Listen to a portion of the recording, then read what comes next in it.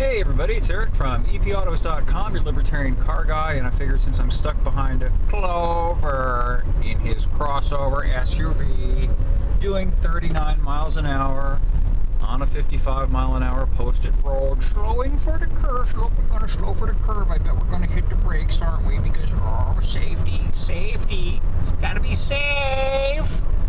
Actually didn't hit the brakes.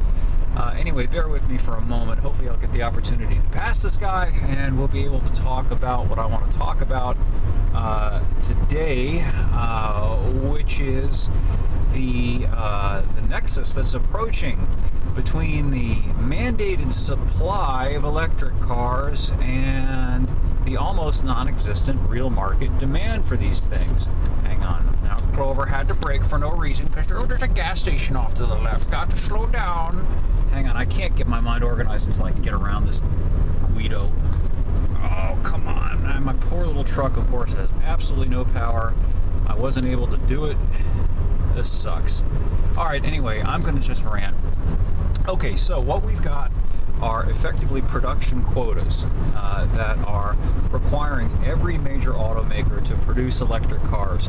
Technically, it's not an electric car mandate, it's a zero emissions mandate, but only electric cars meet that qualification. So in effect, all the car companies are forced to build these electric cars for the zero emissions mandate, and also to reduce their carbon emissions,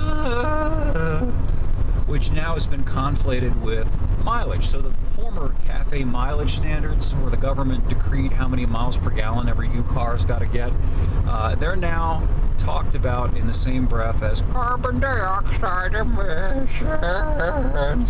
And the only way to reduce the carbon footprint, at least as far as what's coming out of the tailpipe, is to build more electric cars. Of course, their overall footprint is actually just as big, even bigger, than most internal combustion powered cars, because the electricity that they burn requires the burning of things like coal and oil, natural gas, and all of those things, guess what, produce carbon.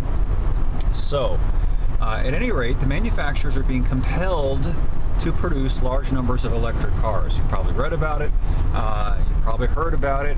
In the next couple of years, every major car company is going to have several electric car models in its lineup. So it won't just be Tesla anymore, it's going to be all the major car companies, just about. Oh my god, this Clover is impossible.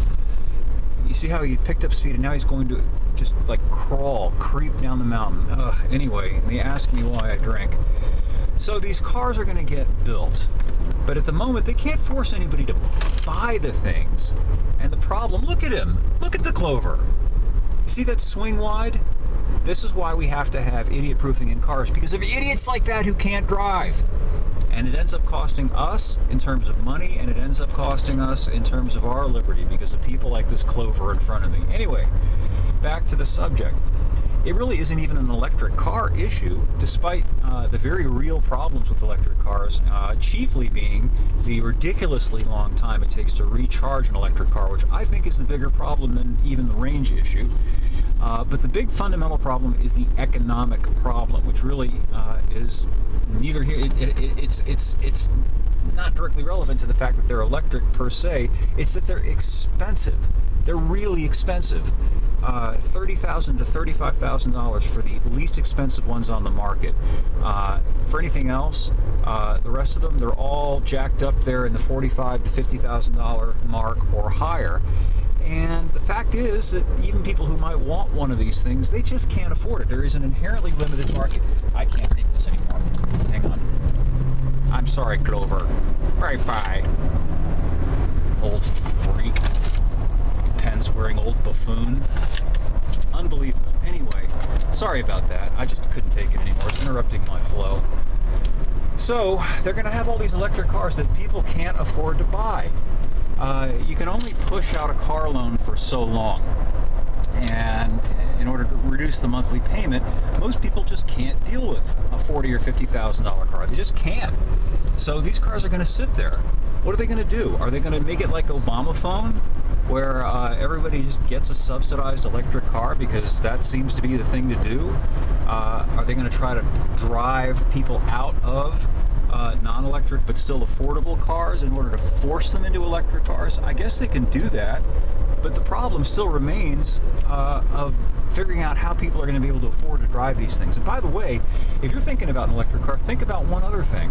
When you buy the electric car, you also have to buy a charging rig for inside your house.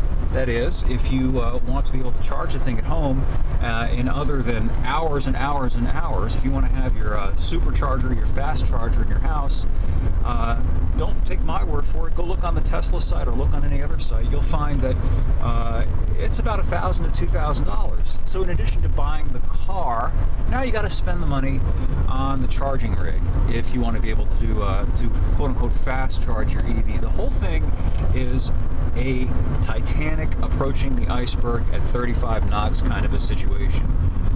And it's great for guys like me who get to sit back and watch and write about it. But I pity the people who are actually on the Titanic and have no idea that they're about to hit the iceberg. It's really going to be interesting and ugly, I think. So that's today's E-Rant. More up at epautos.com, the net's best libertarian gearhead site. Thanks for viewing, and we'll catch up with you again soon.